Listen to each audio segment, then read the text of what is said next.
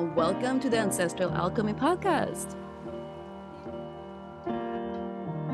Here we discuss generational trauma and the path from dysfunction to harmony.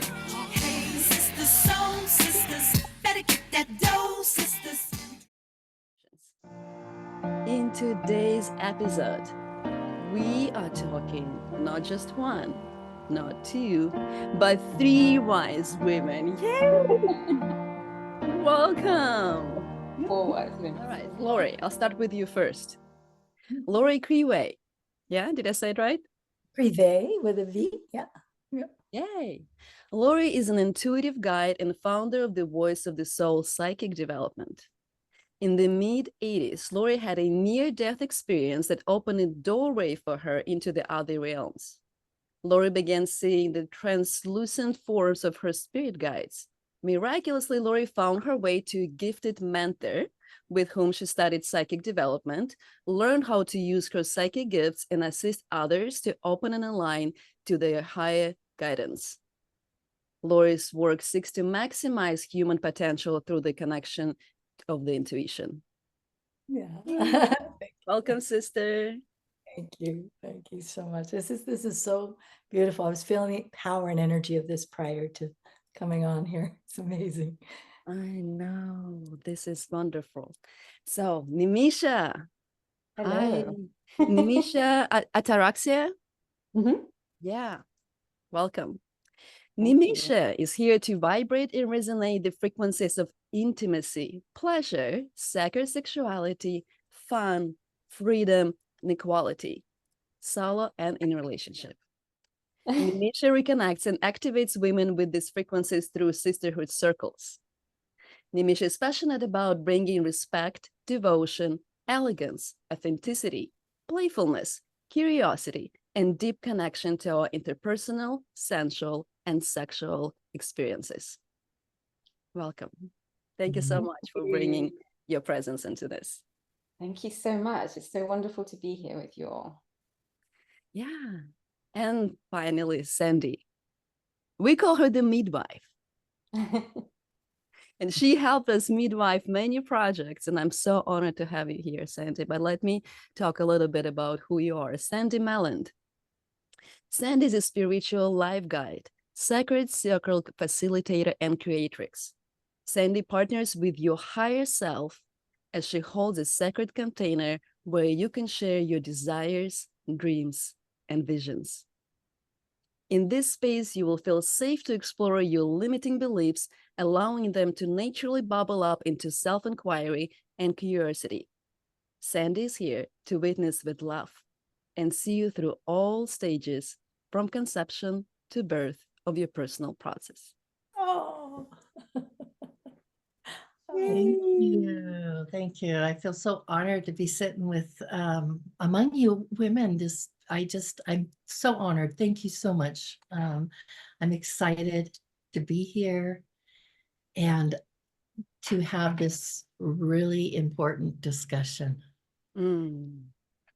Yeah, and so just everybody knows, we all are in a circle. We've been in a circle for some time, right, on different journeys, but we've been talking and meeting in these women's circles on a regular basis through years by now. Yeah, it's been years.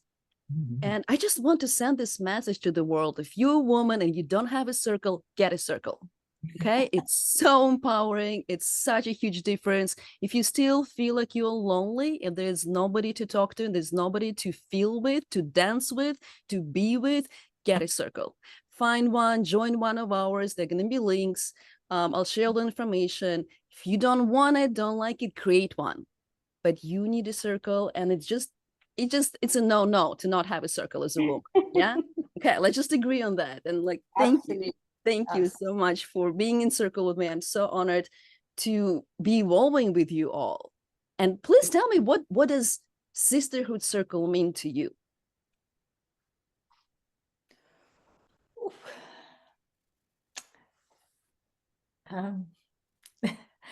You said it and it brought up tears because the beauty, and particularly these sisters that have got are so kind and so generous of heart and they witness me, and I'm painfully self-sufficient, like many other women have been in our circle. And it is the most, it helps me be real even to myself. And it helps me to know that I'm not alone in this, and that we were meant as sisters to be. That's where our greatest empowerment is together.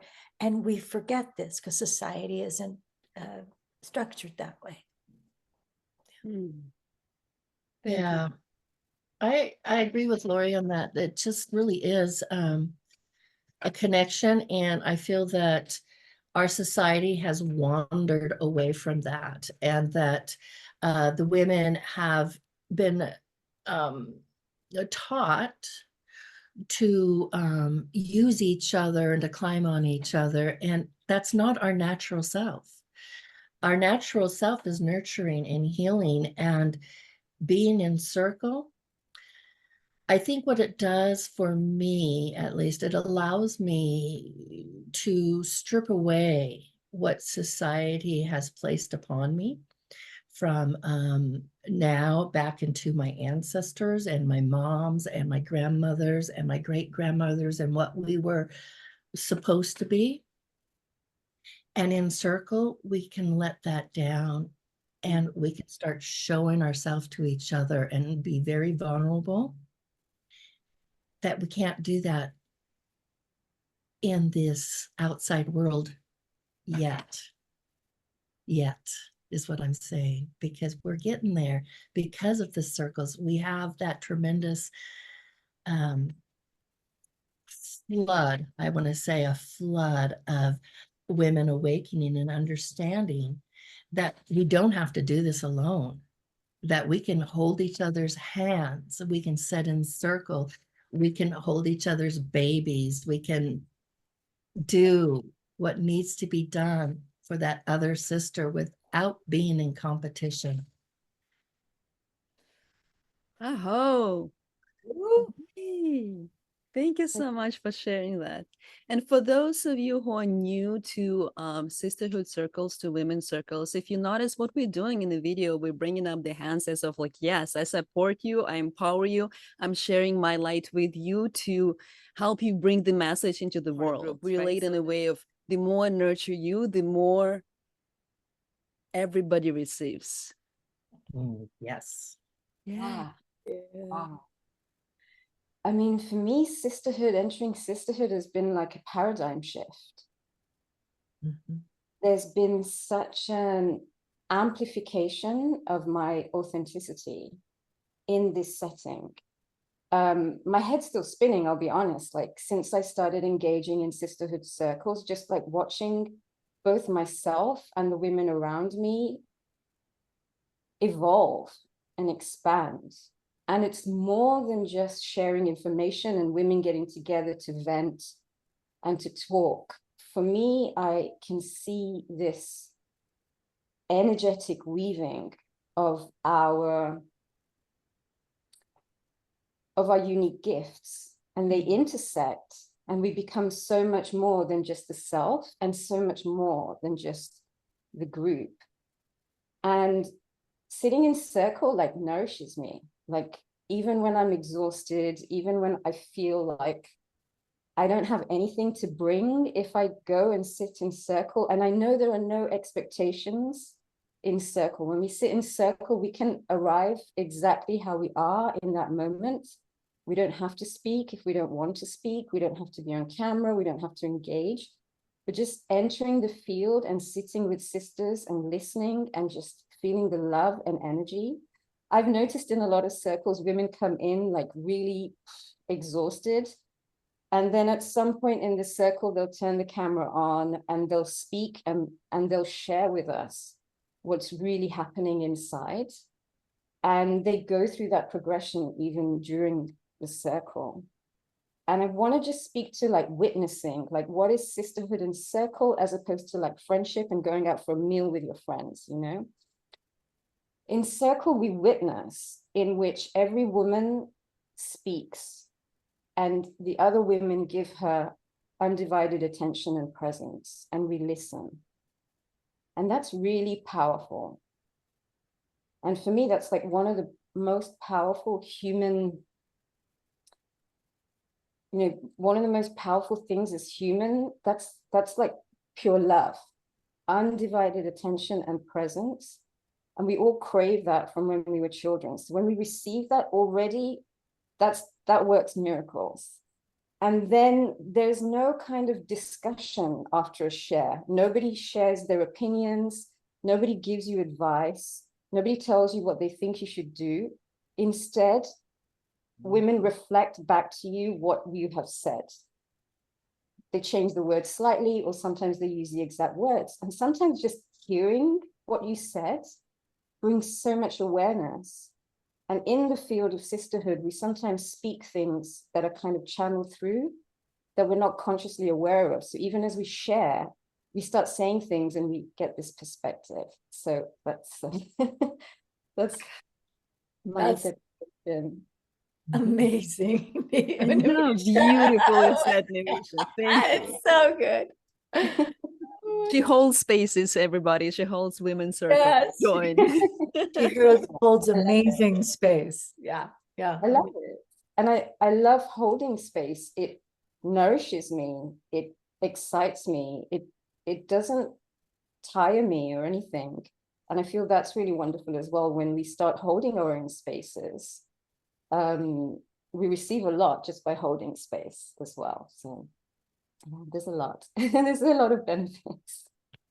Absolutely. I see Laura's nodding her head, and I'm absolutely going to, yes, yeah, I'm going into session, going into group, right? And I'm like, I don't know, it feels anxiety and it feels kind of unsure. And you come out 2-3 hours later, it's like, I feel so charged. This is great. I can do it all day. That's what I like best about Circle is what Nimisha said, is that you show up no matter how. It's just like you are accepted as is.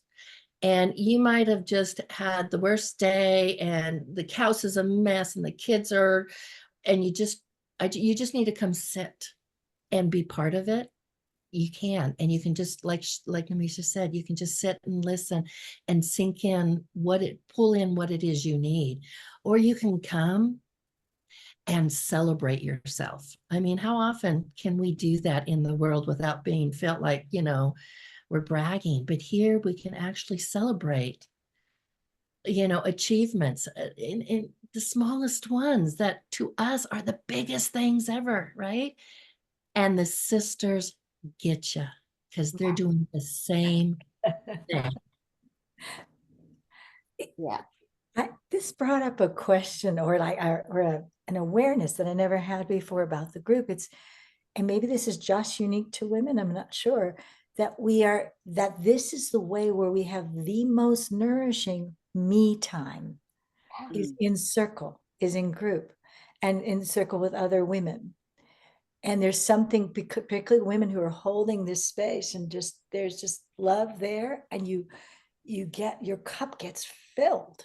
And I'm thinking that, I think since I was born, you think me time is like you gotta wall off, you gotta push other people away, because I'm one of those, like, I think for years I was like a serial giver, like just like giving because that was where my identity or value or whatever, I thought that was my only value. You're giving till you're empty, and this is amazing that you're just there. There's nothing asked of you. And it's just like what you said, Nimisha, when you said it's not like they're trying to guide you or heal you or, give you a solution to whatever.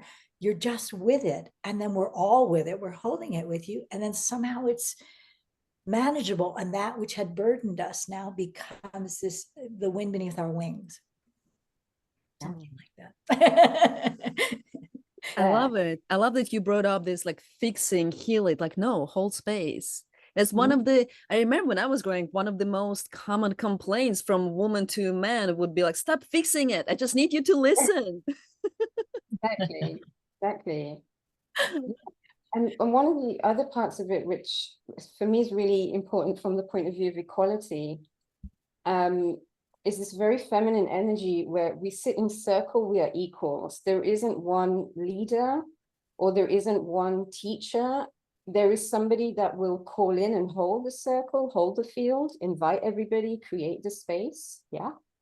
But then it may be that the topic arises and somebody else speaks more because they have more wisdom to share, or they channel something, and that's okay. It's not that the person who holds the circle is the teacher and the leader. And for me, that really resonates, that we're learning from each other.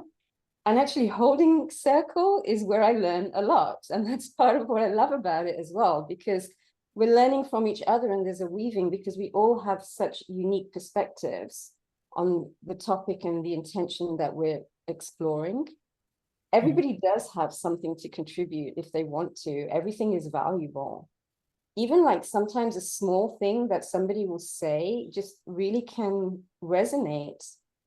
And I really love it for that as well. This lack of hierarchy and this equality that we have. Yeah. Mm-hmm. Mm-hmm. Thank you, Nimisha. Wow. Wow.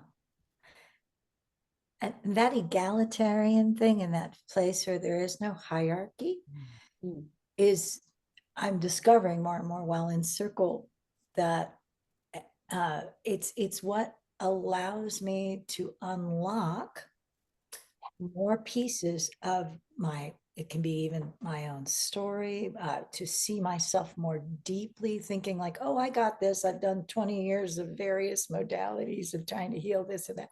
And it ends up, because it's like nobody needs it in that circle. This is how I experience all of you, is that nobody needs me to be well or be fixed or be, I'm just being. I like just being with whatever, and they're being with whatever it is I'm with. So that allows me to then breathe into real movement around it and real insight. Does that make sense the way I'm saying that?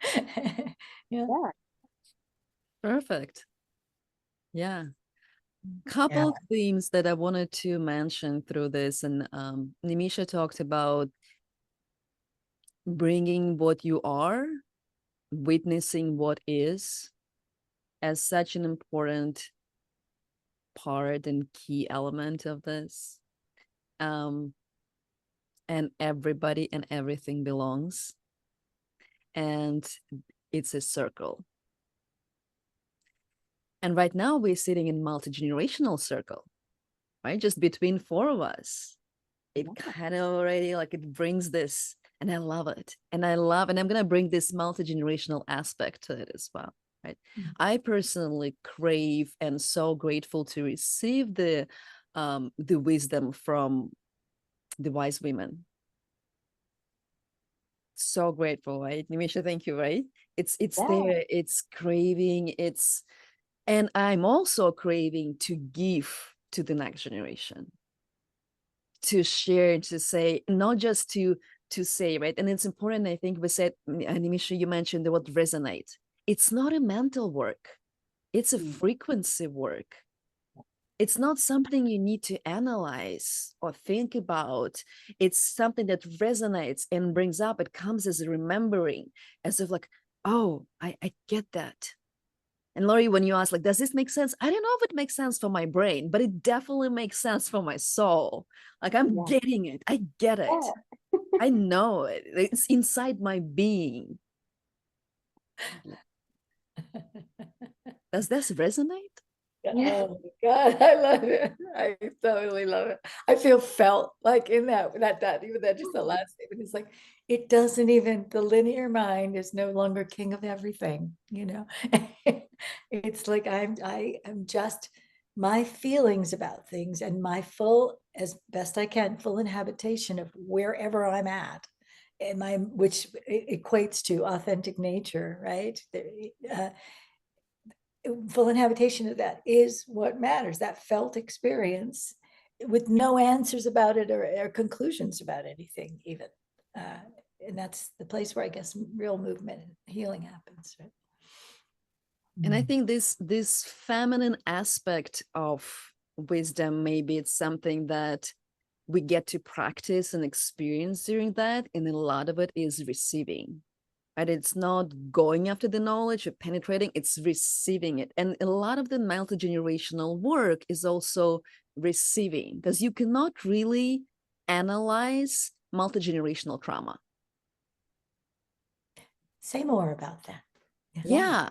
So you don't really know the stories, do you? You don't know the story of your grandpa. Even if it's the story that you've been told, who told you that story? Right? So there is a story of you and your grandpa, if there was a interaction at all. And there's a story you heard about your grandpa told by your mom or your dad. So it's their story of them, not your grandpa's story, right? So, and if you go even further, what about your grandma? You all know almost nothing about her, right? So it will take years of research, and people do that, right? You go into your ancestry, you do the DNA test, you figure out where they came from, what they were trying to escape from, and you can do years and years and years of research. And you can step into that energy. And that's the receiving part. That's where you get to see what is, and you kind of remove the context out of it, because the context could also, wrong word, remove. Put it aside. You feel the context rather than analyzing the context, rather than thinking, because this guy grew up with a father who was unavailable, that happened. Instead, you go, I feel abandonment. I step into the energy of my father and I feel abandonment. And then all of a sudden you come in and it's like, oh my God, that's how I feel. That's how I internally feel in myself. And now it doesn't matter what happened, the war, the crisis, the hunger, the attack, the migration, the slavery, it's the dynamic. And the dynamic of abandonment. And I picked it up and I inherited it. And that's the way I, as a subconsciously belong to my family, by repeating the dynamic of abandonment in whatever the context of social environment I'm existing right now.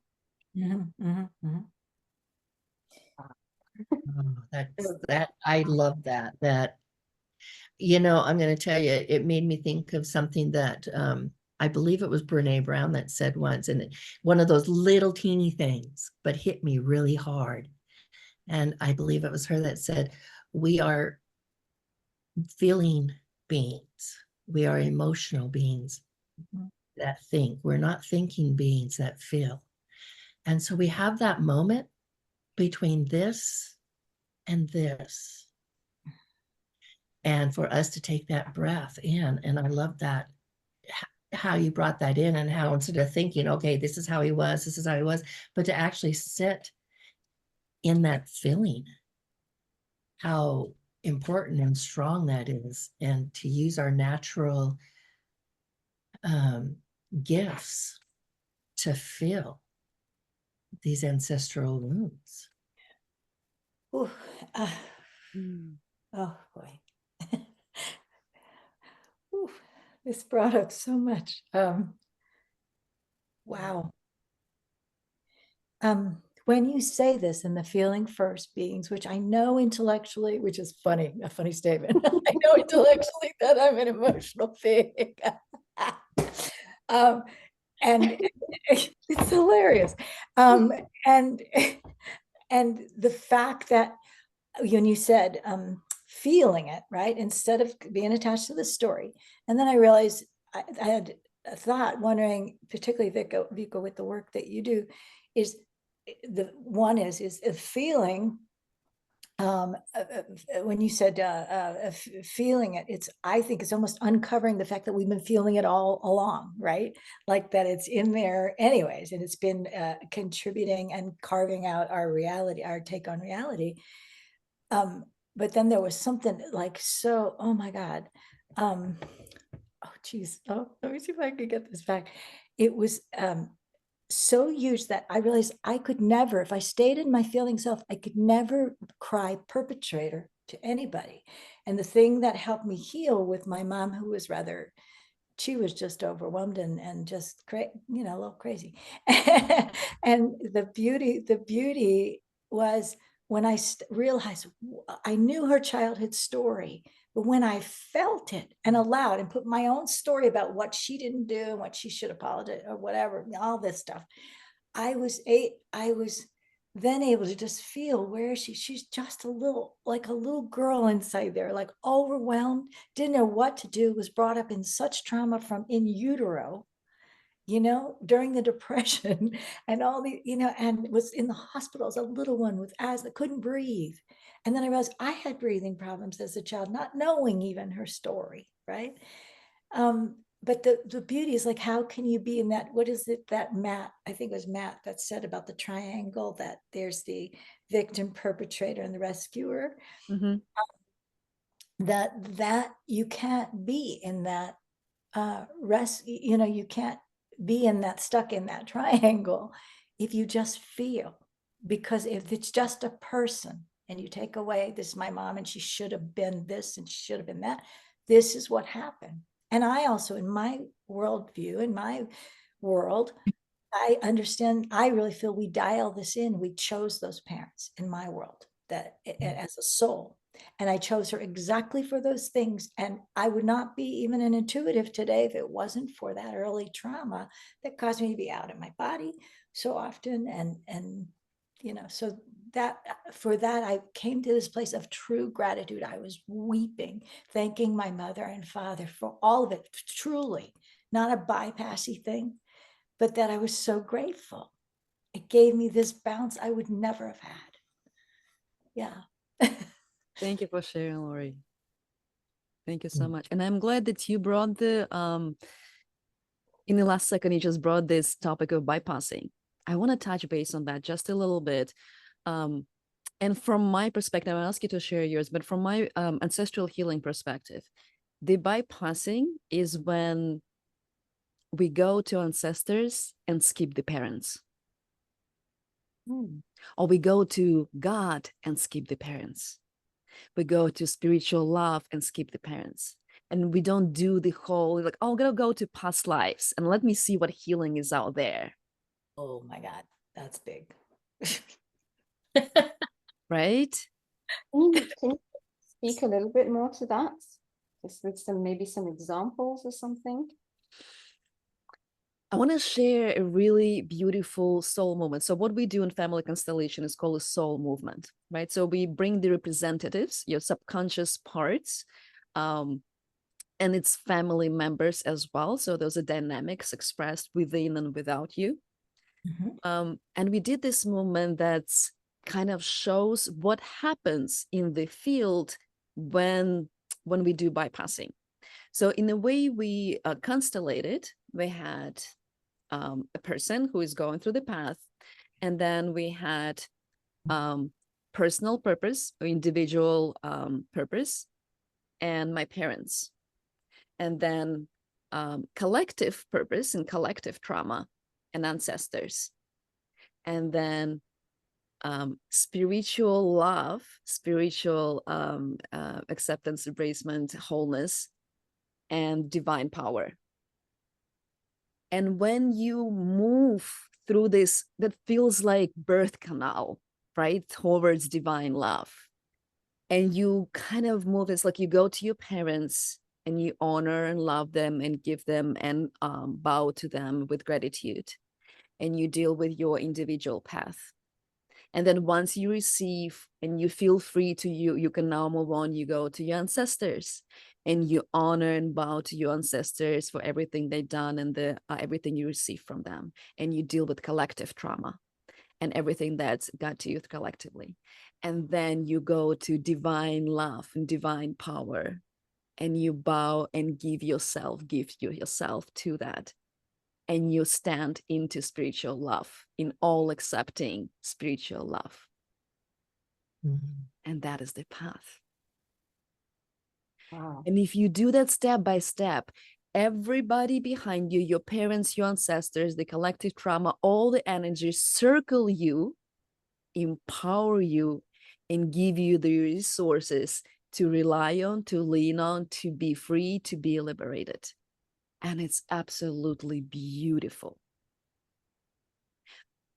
And if instead of parents, you go to ancestors first, or you honor parents, but it's not sincere, you really kind of feel like, yeah, well, you live different lives. It's okay.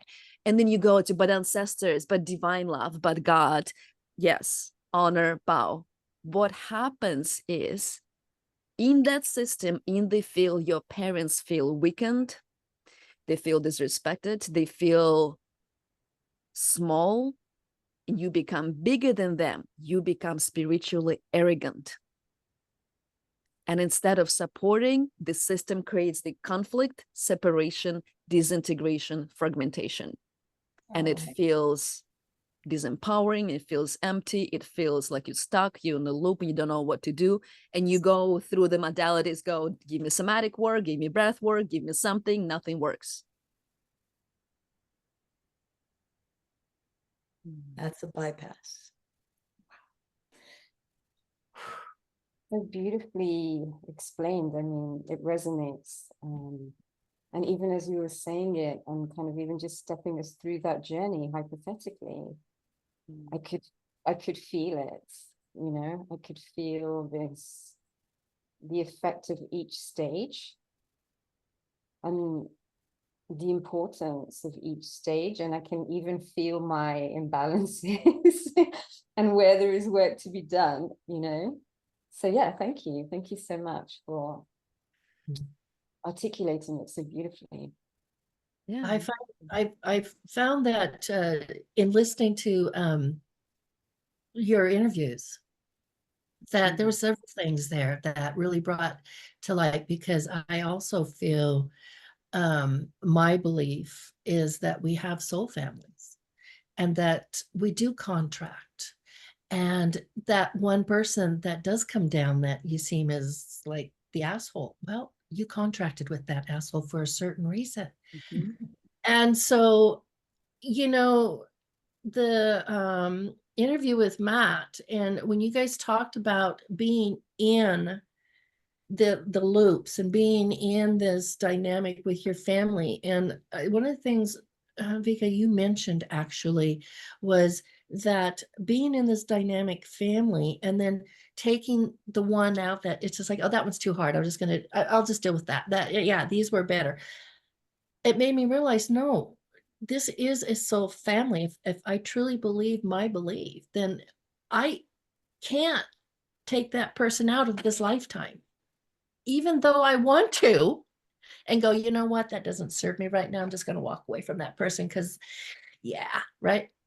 But understanding, no, I have to come in, and I have to honor these contracts. I'm not really sure what they are, but I know I have to honor them. And your interview reminded me, because I felt like after listening to that, I really felt like I was doing a bypass. And I know you've even mentioned to me before about stepping in and doing the work, and I'm like, not yet, right? Because it is really hard work, having it right in your face, having these people, and I'm going to bring it back to the sisterhood again, because what has happened is, as I've been in this, working with women, doing women, working on my own responsibilities and learning what I'm here to do, has given me the strength now to actually see what was put in front of me, where before I was blind to it and pushing it aside. It is now in front of me. And again, I'm going to say this is the universe, because I am working in something right now. I just had a really intense conversation right before I got on here. And that's the universe saying it is time for Sandi. It's time for Sandi to do some of this work and to fulfill another contract. And I love that you have, there's people in place that have been working in this, like, to guide me. I wouldn't even begin to know how to start healing this and all the stuff I have personally gone through and all the work I've done with other women, this is where sisterhood comes in. I need my mirror. My sister is my mirror, and I need her to come in and help me see what it is that I have been pushing aside and ignoring.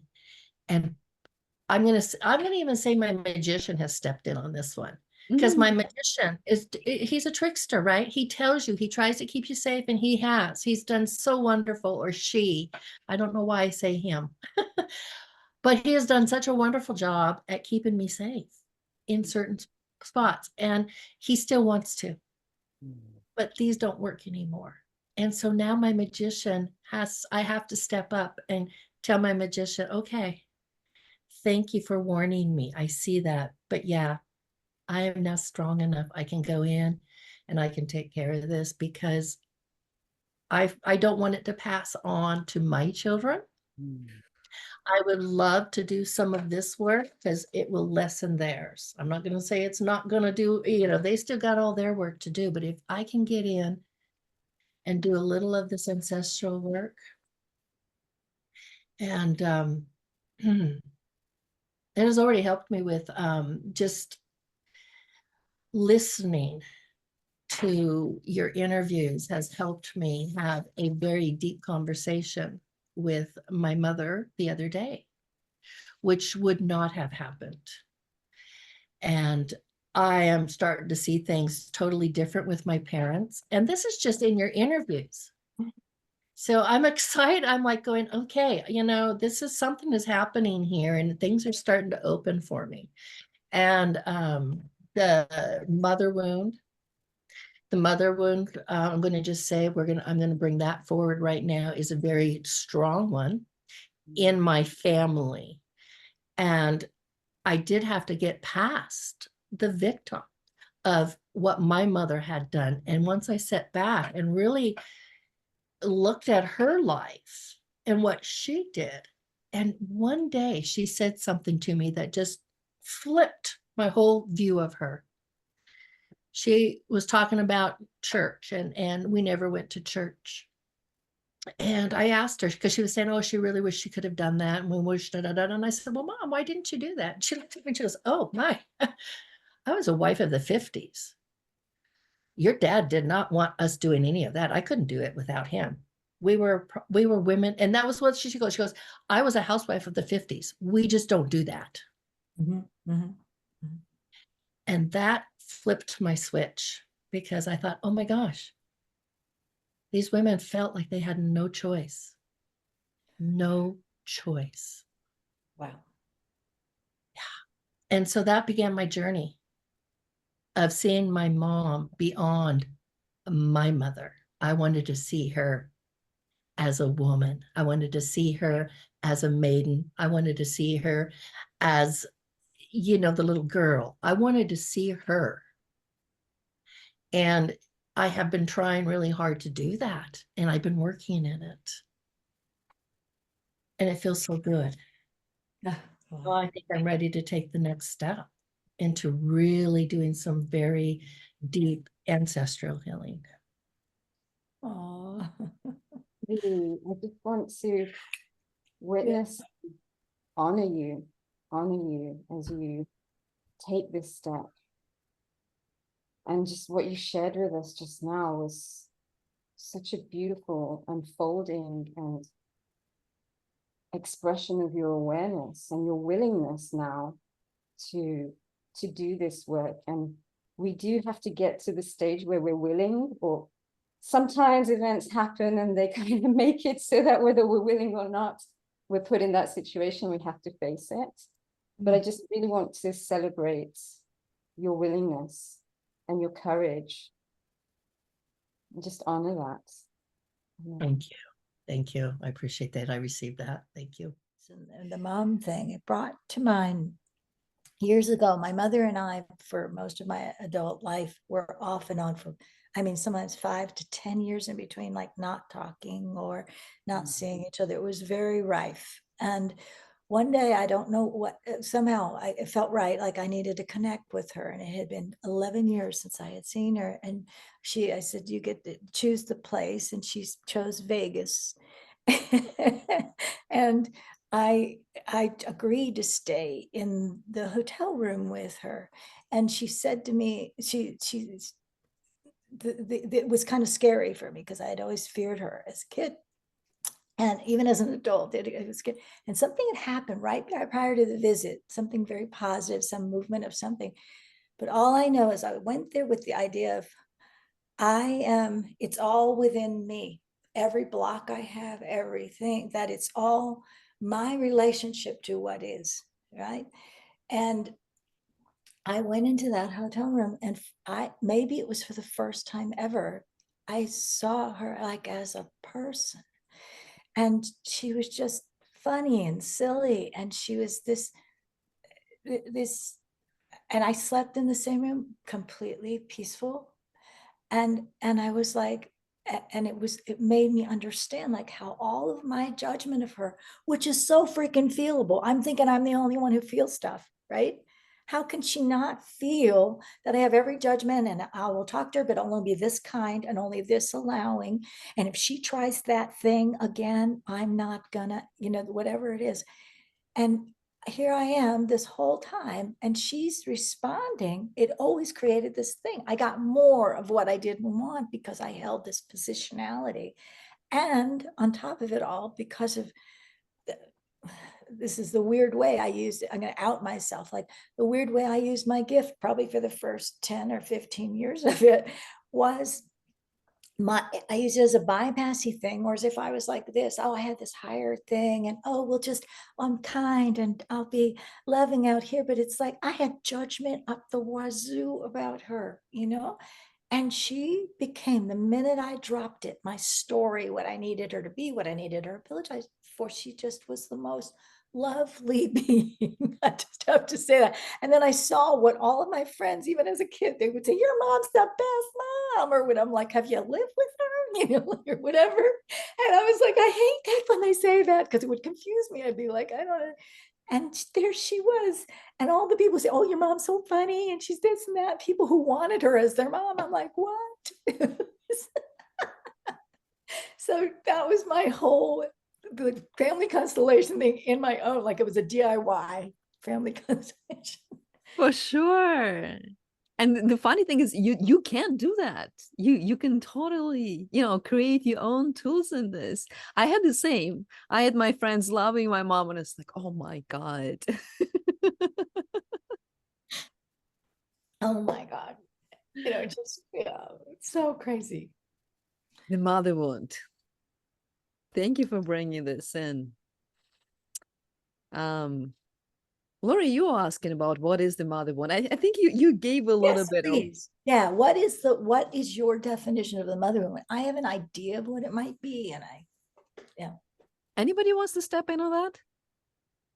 Share your, yeah. Each one of us has a different lens of the mother wound. So it's really hard to define.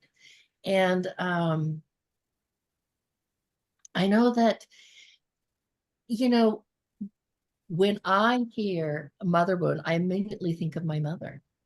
I don't think of me and my children. Oh, right? Oh, Right? Yeah.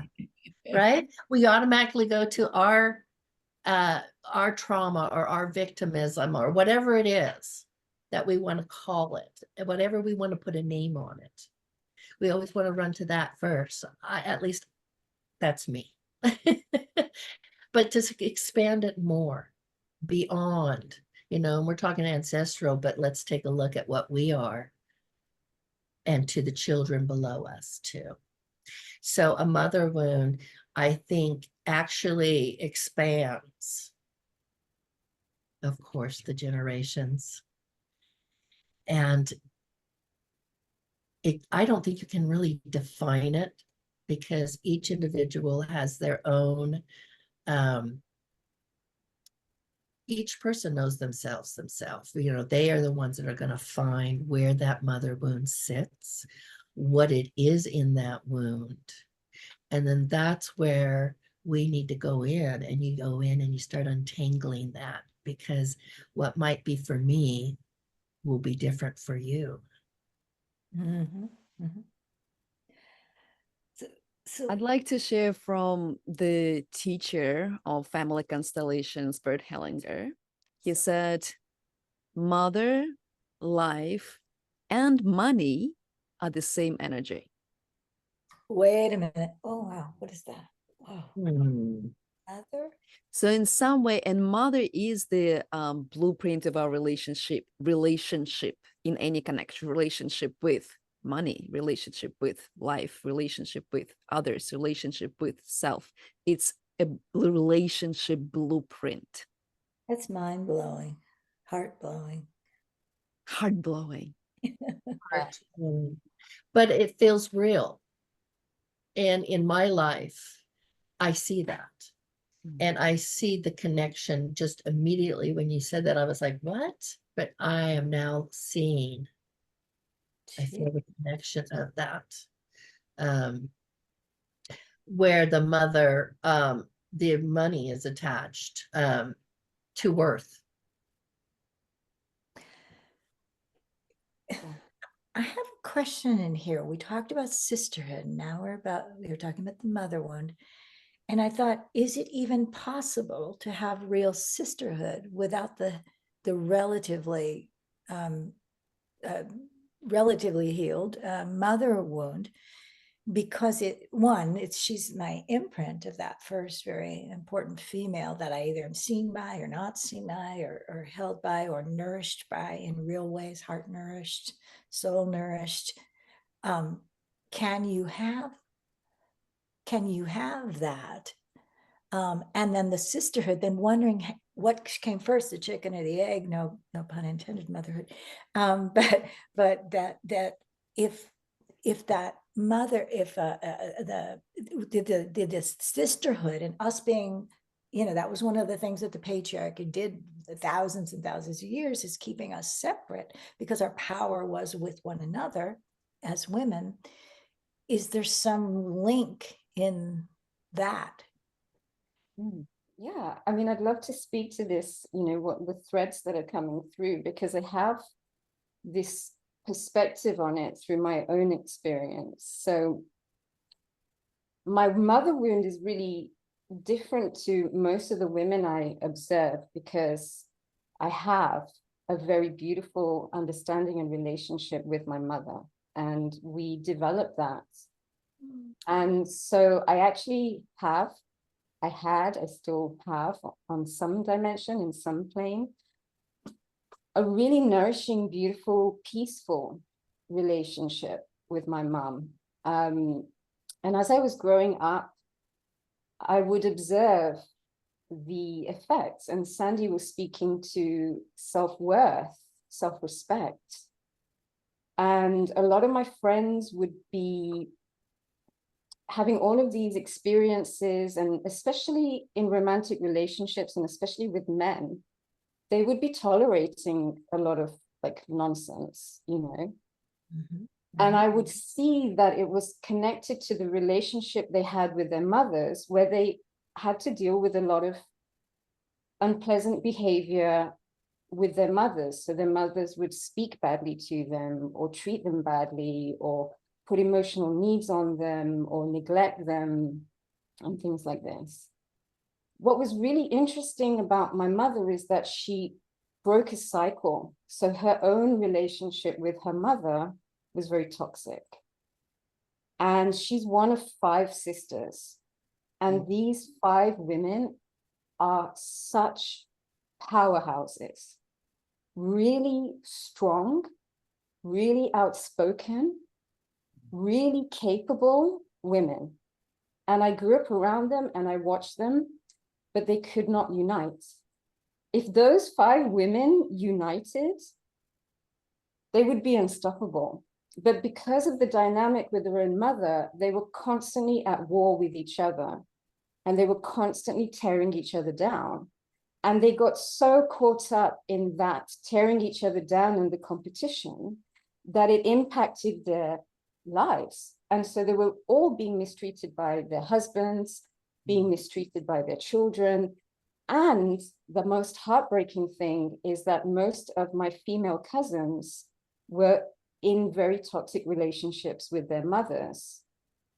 And they would actually all come to my mother, and she would hold space for them, and she would give them that mothering acceptance and unconditional love that she was capable of. And so I really think that the two wounds are really closely tied. And it is part of a way to keep us separated, right? Because if these 5 women united, they were just they're so capable. Yeah. But they couldn't hold it together. They couldn't hold it together. So all of them were being taken advantage of. All of them were not expressing themselves, were not stepping into their authenticity. They weren't having the careers that they deserved based on their capabilities. They were intelligent women, capable women, intuitive women, spiritual women. And they weren't given that environment to blossom that we're talking about, that support. They weren't witnessing each other. And I always, like growing up, I just remember feeling, even as a child, this is such a shame. Like, please, like aunts, can you just get it together? But it wasn't possible, I guess, based on the ancestral dynamics. Right. And I'm just really grateful that my mom had the capacity to observe her own relationship with her mother. And she made a choice that I'm not going to do that with my daughter. And she basically did the opposite. She did the opposite.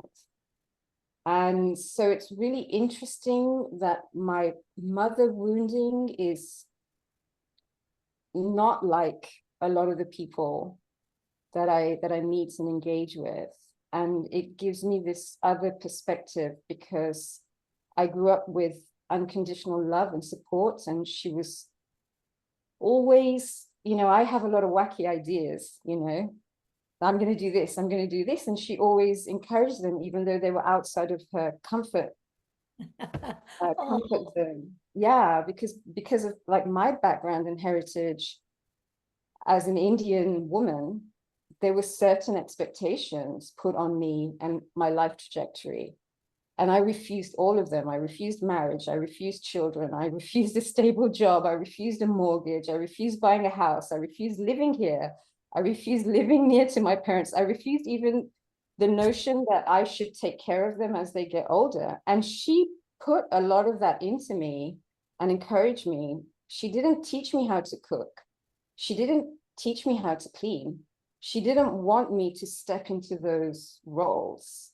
And so, yeah, it's really interesting how it all flows together. Yeah, Laurie, I can see. No, just like cheering your mother on, like she's like a monarchist, an anarchist, and and she's like going against the grain. Yeah. I love that.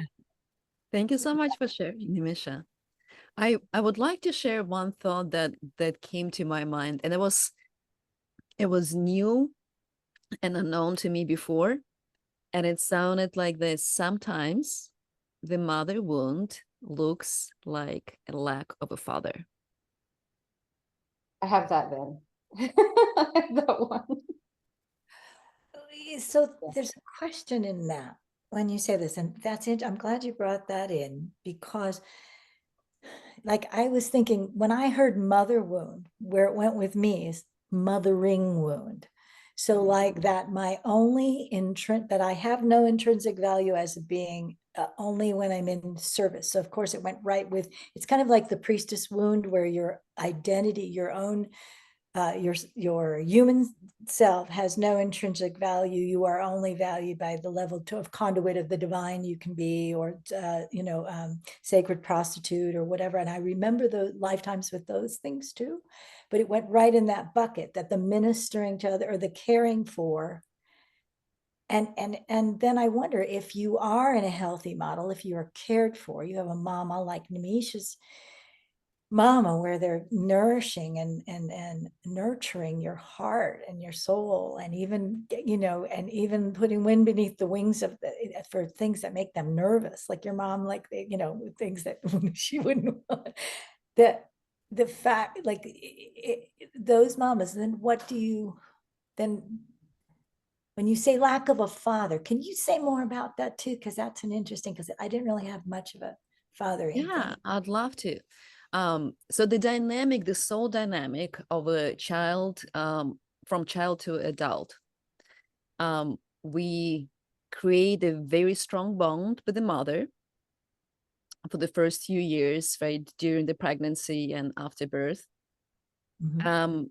And we're under the influence of mother, when mother's field. Right. Okay. Then at some age, and it differs, right? The observation differ, but in between 5 to about 7, 8 years old, the child moves towards the field of a father. And there's a necessary movement, and the child gets access to the masculine through the father. One really, really important thing that needs to happen in between: the child will not go to the father without mother's permission. So the mom needs to give the permission and says, yes, you received the access to feminine through me, and now it's your time to get the masculine from your father, regardless if the father is around or even alive. The most critical for child's development is the relationship between the parents. The child feels safe, child feels strong and free to explore in the world if the mother is supported by the father and there's a strong bond between them.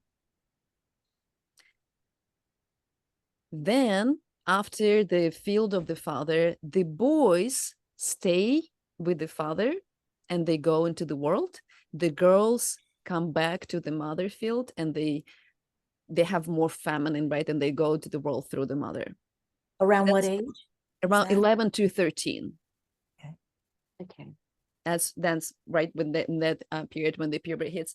And then if that from the father, it's access to the world. So Bert Hellinger, the founder of Family Constellation, said life, mother, and money are similar energy. So through mother, we receive access to life, and the father is our access to the world. It's our social interactions, it's our ability to make decisions, it's the way we are in the world. So mother gives us access to the world. Here, I give you that. And the father gives us the strength to set up boundaries, to make sure we are not violated, we're not violating others, to present ourselves in a grounded, confident way. So any misbalance in here generates some kind of wiggly room, some kind of misalignment. And one thing that it's rare to talk about, and I don't hear that much, and it was hard blown, as you said, as Hilary said, when I heard the child will not go to the father without mother's permission. But the child is always unconditionally, subconsciously loyal to their parents. So the division, the fragmentation happens. I'm loyal to my father, but I cannot take his love. So what happens very often, we see the child subconsciously expresses and picks up the worst in the father in some kind of level of, not to say the word revenge, but what feels like revenge to the mother. So she's not letting him, she's saying, no, the best that you can get is from me, from me. He is not the one you need to learn from. I'm the one who's going to give you everything. I'll be the strong one. I'll provide you. I will be the mother and the father for you. I'll do everything. You'll get everything from me. Like, it's unfortunate that your father is that, but I love you so much. I will love you for both of us. the child will still be subconsciously loyal to the father, but he will hate that about himself, or she will hate that about themselves. They'll keep doing it. They'll keep picking up the, I hated that my father was an alcoholic, but I'm addicted too. Smoking is one of the very common expressions of lacking a father, missing a father. Oh, which is interesting because they made cigarettes the size of a nipple on purpose, like a mother's nipple. It's the size that they're sucking in, sucking down the emotions, sucking. I don't know what that has to do. It literally is. One of the techniques in separating yourself from that is every time you're about to smoke, go, Father, I feel you. Thank you. You're with me. Oh, wow. Oh, whoa, that's groundbreaking. That has to go to everybody. Wow. Wow. I mean, I'm heartblown with what you just shared, Vika. I mean, that's so, it resonates, you know, it resonates. I'm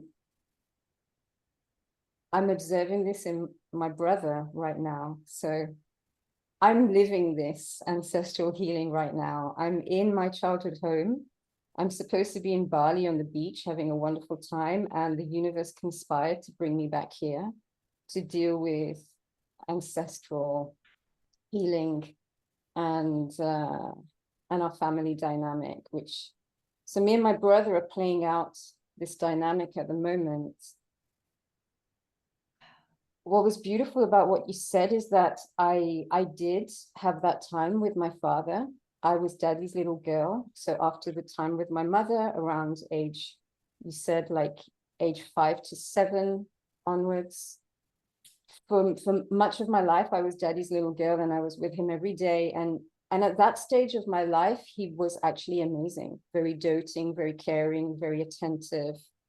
And I was like the most amazing thing that existed in his life. And then there was a rupture, you know, when I started becoming aware of the dynamic between my father and my mother and the toxicity in their relationship. And in the beginning, I was angry at my mother because she was always upset and tired and moody and angry. And I didn't understand what her problem was, because my dad was always happy and joyful and playful. But then as I got into like this age, 11, 12, 13, and I actually went to a girls' school, and I got surrounded by, you know, female energy. I started viewing the dynamic and understanding and seeing an injustice there. And then my relationship with my father started deteriorating because I felt it was unjust how he was treating my mother, and also the inequality in their relationship, which was very misogynistic. So my mother served, she cleaned, she cooked, she attended to his every need, and he just did whatever he wanted to whenever he wanted to, and it didn't sit well with me. But what I'm seeing with what you explained is the dynamic in my brother, who smokes, is my mother wouldn't have given him that permission. She seems to have given me that permission. There's like a big age difference between me and my brother as well, 8 years. So obviously my mother and father's relationship progressed a lot. In the beginning, when I was little, maybe she gave me access to that, but I can see, you know, reflecting on what you've shared, that she wouldn't have given my brother that. And he's demonstrating a lot of behaviors that both he and I dislike about my father. So it's just so profound and resonant what you're saying, because he didn't get that. There was that rupture there, and he didn't get that. And so, for example, you said our access to the world. I left home at the age of 18 and traveled the world, and have been out into the world, and I've had various different careers and, you know, the sociability and things like that. Whereas my brother stayed here in this house for his whole life. And he never felt, he tried once, it didn't work out, so he came back home. And so it's just really interesting to see in action, you know, the dynamics that you're describing. Yeah, it's beautiful. Thank you. Thank you so much for that insight. Yeah, And, thank you for that feedback. It's fascinating, isn't it? It's amazing. It's amazing. It's like, it's mind blowing. And I'm going to be playing this back and writing down all the.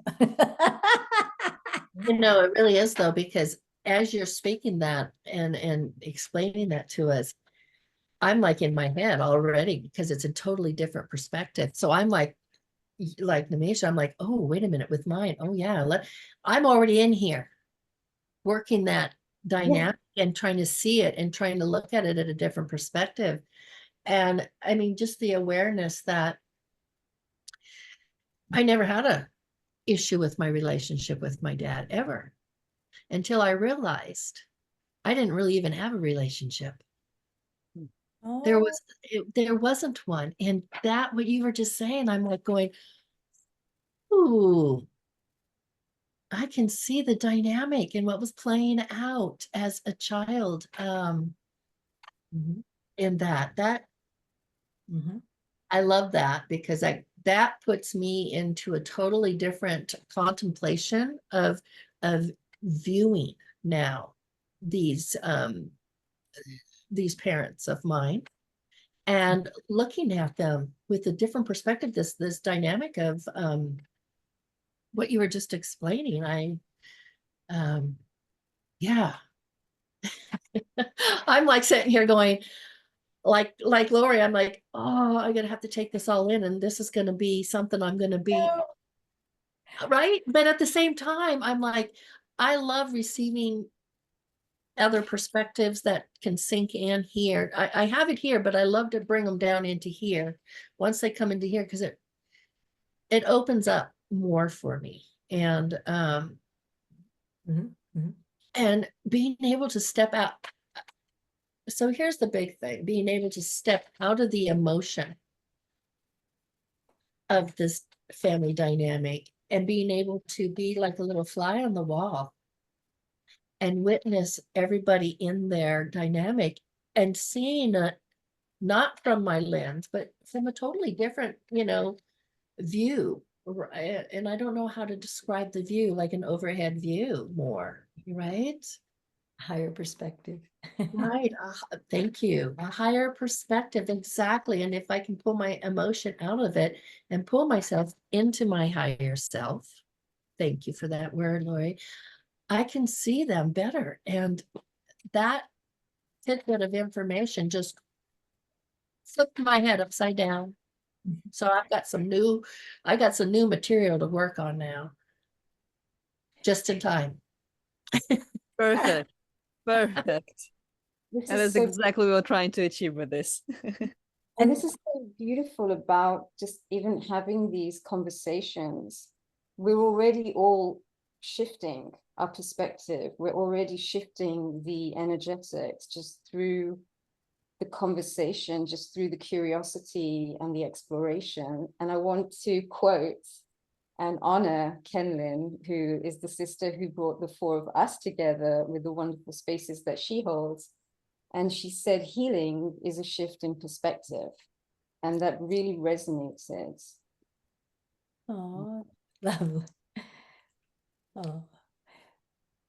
And I wanted to just, I don't know if the time allows, but I was feeling into, you were talking about how the child is with the mother, and then at 5, how, you're graduating, it's daddy time at that point, but I was remembering that years ago, my spirit guides, the thems, I call them, my guides were saying how there's these stages like that, the ensouling, interestingly enough, because you were talking about breath with not Matt, but Chris. the other Mm-hmm. Chris, yeah, that ensouling happens at the time when the first breath is taken, the permanent ensouling of that body.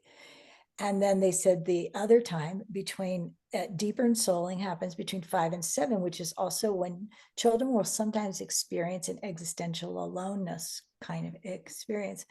And then later, somewhere around the onset of pubescence, there's another ensouling. And then it finally, I think they said it was 25-ish or whatever, 26, the last kind of like real anchoring. And that's also what concretizes your worldview and sometimes concretizes some of the wound-based ways of navigating the world. But I thought that was interesting that the father comes in at the time when the child is having this individuation. Now, there is that individuation that happens at 2 also. I forgot to mention that one, like the I do it, me do it, like they're having a sense of self, whereas they're like a we before that point. I forgot to mention that guy, but to me, there's something in this that the father comes in at that point. And then in my own life, I was thinking that's when my father was not around as much. He got this job where he worked at night and he slept during the day. And so we didn't get access much to him, except at dinner. Yeah. So there were all that came in there. And I was wondering, well, oh gosh, I think that my questions have questions. I think that's what I love it. I love it. My questions have questions. I'll steal that. So beautiful. Oh my God. Oh, thank you so much. Was another beautiful conversation. I know we have so many things to say. And then even to Laura, it's like, oh, and yeah, about that. By the way, the father doesn't have to be present. Wow. I just want to drop it there. It's the relationship to the father. It's the acceptance and embrace of the father within the family. And I wanted to also bring it back to what Sandi was talking about, researching the ancestry, going into the family, and then the perpetrator. And then there's a difference between biological family and internal family system. Internal family system expressed through genogram, it actually includes all the partners, all the perpetrators, all the victims of the family. Wow. So if your grandfather killed someone, they are now part of your internal family system. Person that they killed, you mean? Or raped or whatever. They're like, or got killed by or raped by. Yep. Wow. Wow. Or an incomplete love story is also part of your family system. Whoa, that's intense. That's a good Your father may project his first love onto you as a daughter and adore you and it will feel like you're the favorite one, but it will feel empty because it's not you he's seeing, it's his past lover. My God. You just explained the whole thing, my childhood right there. You just Oh my God. Oh my God. And it was like, totally, yeah. Oh my God. Yeah, there's so much to go here. We've all been heart blown, soul blown. That's what happens when we see each other as part of dynamics, not just the particle, right? All the symmetries, I said, Bert Hellinger wrote a book called The Symmetry of Love. All these mandalas of relationship, connections, dynamics, interactions we have. It's all our story. It's all the beauty of our story. Can you imagine how beautiful, empowering that is? I mean, so what you're talking about is even our own lovers, even our own, all the relationships that we've had, all the romantic relationships, but also friendships and colleagues and things like that. Like it's all. And the hierarchy of relationship. You will not be able to fully embrace the new relationship without thanking everything that happened to you in the previous relationship and thanking the previous partner for leaving that relationship and creating space for the new one. If we want to address relationship from the point of view of systemic ancestral healing, every next relationship is a ceremony of thanking the previous one. Every next country you move into, country also is similar to the energy of your mother. Your country is your mother. Your old country is your mother. Your new country is your mother. So you have to thank the old one, everything you took from her, and now you can make a ceremony, you can have a ritual, you can just think about it, right? You can just intend to thank you. And there's a block. Your subconscious loyalty to your previous country will not allow you to fully immerse into your new culture of your new country. There needs to be permission. Your mother, your original country, needs to give you permission. You need to ask for it. And there's a funny thing: ask and you shall receive. As soon as you ask, the permission is granted, but you gotta ask. Whoa, this is Oh so, my God. this is like mic drop from like, oh my God. Yeah. Boom. Bitches. Boom, yo. Oh my God. This is Yo, so, Vika bringing it, yo. this is so powerful, and it's so resonant again with the number of countries I've lived in and changed. And oh my God. And yeah, I'm gonna have to rewatch this. I And know. Laurie, like in Circle this month, we actually remember we went through that process of like looking at our past relationships and coming to, yeah, it's so important to honor what we learned from those relationships, and releasing and letting go. And hearing you say it in this context as well, just, you know, brings more layers, more depth, more vastness to the importance of us taking these steps. And I had no idea that it relates also to countries, and I mean, maybe even like houses, you know, like places we've lived and things like that too. Because this house won't let me go. Well, I think that goes also with our, like, you know, like you're talking about with the relationships and stuff, and with as you were talking about relationships, it made me think of some of the really tough, you know, controversial type, and not necessarily relationships, but those moments of the, you know, of the moments of strife, the moments of clash.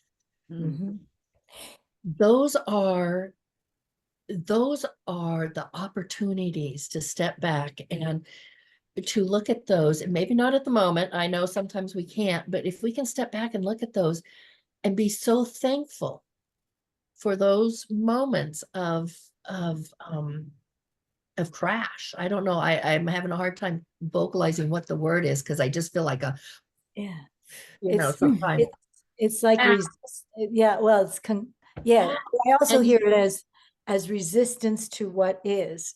And so even though I have that value of like, don't resist what is, just all suffering is caused by resistance to what is, I have that, yet I will put my stinking story on this one and that one. Now that, I mean, I'm a lot better with it these days and a lot more aware, but I'm like amazed. And in Nimisha's circle, when she talked about mine was, I was looking at this relationship I had that the guy, if you took a carbon copy, it was my father. And I had more, you know, if you would have asked me, I would say, oh, I have more wounding than you could possibly imagine relative to my dad. That I would pick the exact guy. He talked like him. He did these things and couldn't show up. And, you know, he meant well-meaning. He felt love, but couldn't do it. But the reason I'm bringing that up is that I was almost a little embarrassed, because this is only like 4 years ago or whatever it was, like 3-4 years ago. And I'm thinking at this stage, and I've done 20, 30 years of healing and all these things, that would come back around. And it is a lot to do with what you said, Vika, which is the judgment I'm still holding. Like, yes, I forgave and thanked my father with tears in my eyes, and it's true. But there's something about needing it to be other than the way it was. Like, this conversation has brought it to my world now. And I will walk away with this probably having to go do a little bit of work, because I'm in it right now with this. The conversation has just brought so much more vision and noticing within myself.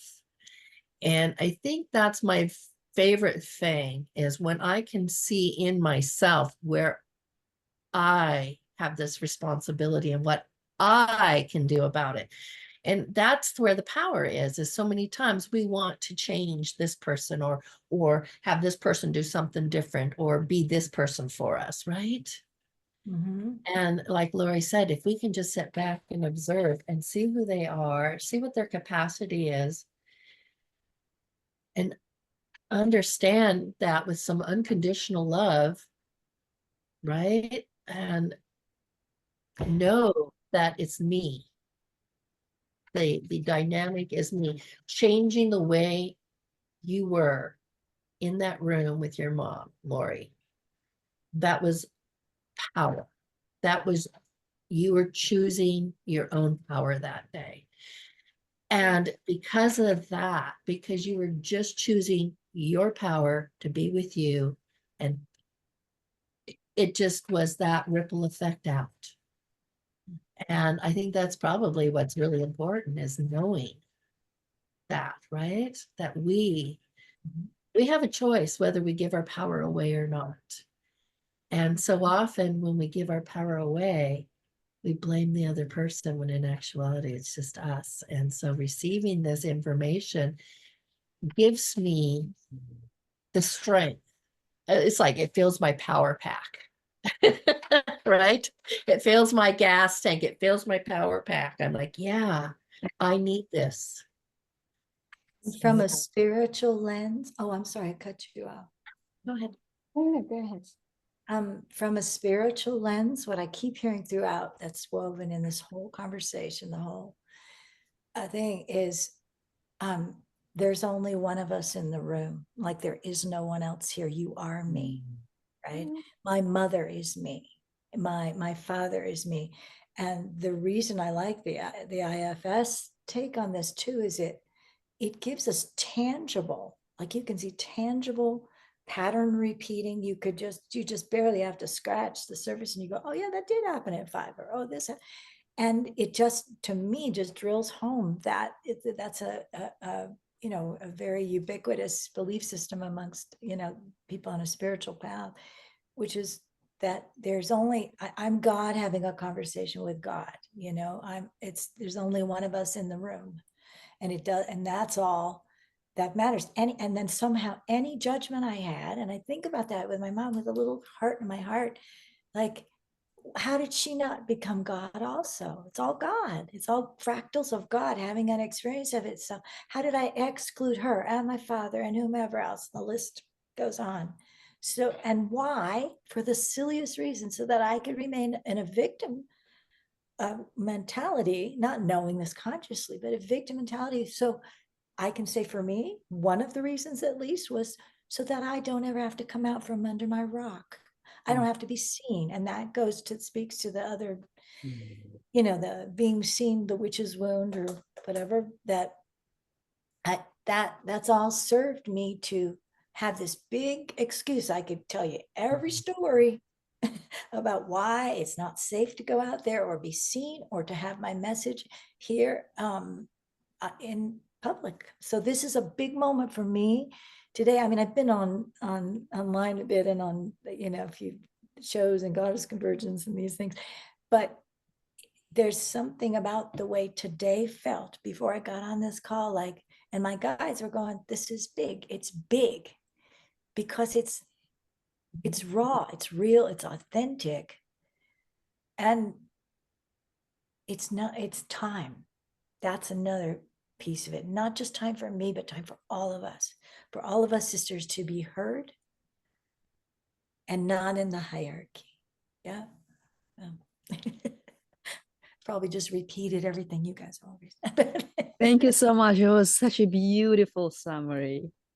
Beautiful closing to everything we talked about, the sisterhood, the generational trauma, the witnessing everything as is. Thank you so much, Lori. Thank you so much to all of you. What an amazing conversation. I know I don't want to finish it, but well, let's just stop at some point. Just when we thought it's so rich, you would throw another boom. I just want to, as we're closing out, I just want us to take a moment as well to honor our humanness. What we are trying to do is really profound, and it is bigger than us individually. And we can't always do it consistently. There are days when we falter. There are days when we can't handle it. And progress isn't linear, it does have a cyclic nature. And sometimes we feel like we've taken, steps backwards, but there is kind of timing around it. And like what you said, Laurie, about the relationship that you explored, and it was only 4 years ago after so many years of exploration, but sometimes the experience comes around again when we are now prepared for it. So it's not a step backwards, and some days we just can't handle it. And some days we can't do this, and that's okay as well. So I just want to kind of honor our humanness. Yeah. Oh, that felt so good. Thank you so much for bringing that forward, because, that's one of the things about doing the work is people sometimes will feel that they have to be positive and light and happy, and no, all our feelings are worthy. We're humans. We're meant to feel. And I would like to add one more thing before we leave, that, like you said, we are one talking. And if we can go out and look at each person as that person is me, would we be able to? Yeah, I'm sitting there going, oh, that's going to be really hard. But would we be able to at least release some of the judgment of that person, at least a little bit, to see that gift or that light within that person, to see yourself in that person? Can we do that? And that I'm going to send that out to everybody, because that's something I'm going to have a really hard time with, releasing my ego, releasing my judgment of this person or that person because I don't like what they're doing or how they're being. But can I sit back and see what they're doing without relationship to me, and just honor who they are at this stage? Exactly as they are. Exactly as they are. Yeah. Thank you, Sandi. I would like to add one more thing. I love giving people homework. So let's do that. I invite everyone to write a gratitude letter to the mother. In this letter, I invite you to go deeper and express your gratitude. That may sound like, I'm so sorry that at times I wished you were different. Thank you for giving me life. That is enough. I'm sorry I ever judged you. I would like a second chance. Please give me a second chance.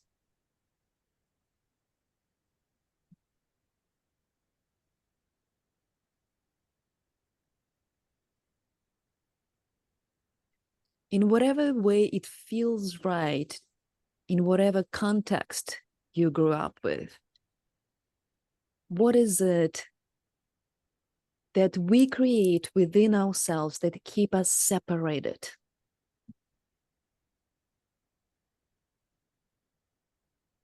You gave me life, and that is enough.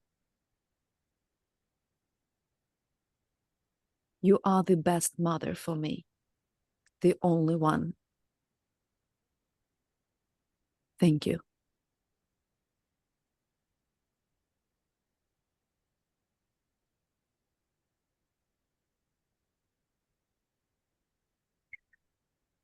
Thank you so much to everyone who was with us. Thank you, Laurie, for sharing your deep, emotional, vulnerable presence with us. I love it. cry again. You're the best mother for me that got me. Oh my God, it's so true. Mm-hmm. Sorry, I'm weeping again. Yes, yes, yes. All of that. Mm. Thank you, Sandi, for sharing your wisdom. You're such an amazing dragon. Dragon woman. Well, thank you. Thank you very much. I'm so honored to be here and being part of this conversation. It was very stimulating. And God. yeah, thank you. Yeah. Thank you, Nimisha, for bringing your intimacy, playfulness, fun, sexuality, sensuality, all of those things. Priestess, thank you. Thank you so much for coming and showing up. That was wonderful. Really. And Wonderful. Vika, thank you you have deep wisdom. I was surprised when you just said it's only been 2 years with the IFS. You're like, I would have expected you fully to say like 15, 20 years because you were so inhabited and are so knowledgeable and communicated it clearly to where I have had a few constellations, but this was like, you just, you gave nuances that I had never heard before, and it very helpful and potent, like they went in like whew. So I hope you're happy with yourself, young lady. I'm so honored. Oh my God. Oh my God. Thank you, goddesses. You know what I'm noticing is that, you were talking about the intergenerational group here. And I'm noticing that the younger generation is coming on, and they are coming on so strong like that. They're not needing the 20 something years. That's it. That's it. That's it. Right? That's No, they're coming on strong. I actually, I had this vision of what it is. And this, I will tell you, it's this tree as a strong tree.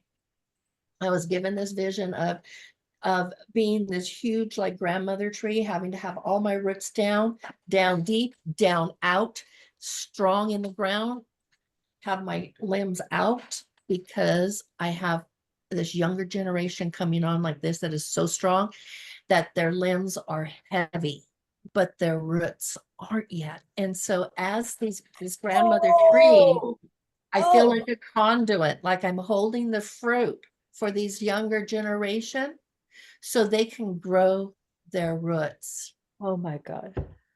And that's what I feel in this, is that this young generation of Vikas are coming on, and they're coming on strong, and they have all the fruit, all the nourishment, but they don't have the deep roots. So we have to stand in there with these roots so we can pass the fruit.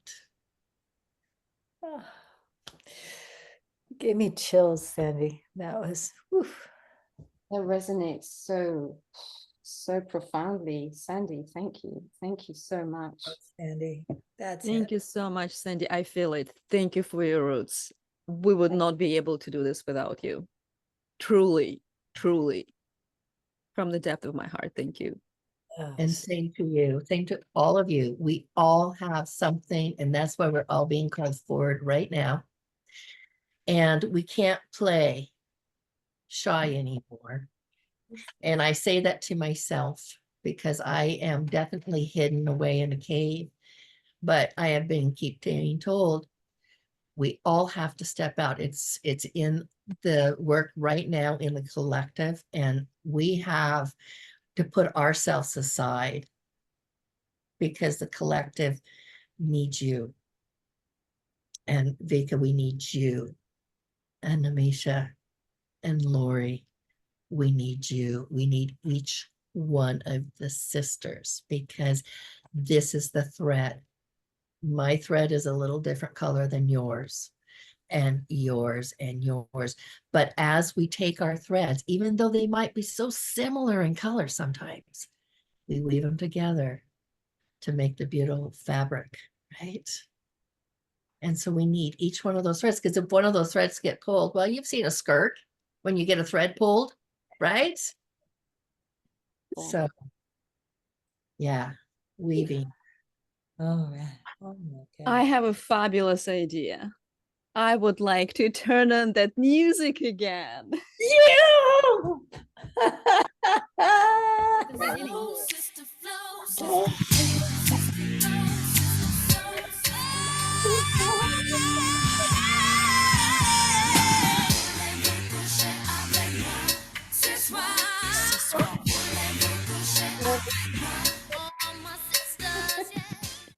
They came, they saw, they conquered.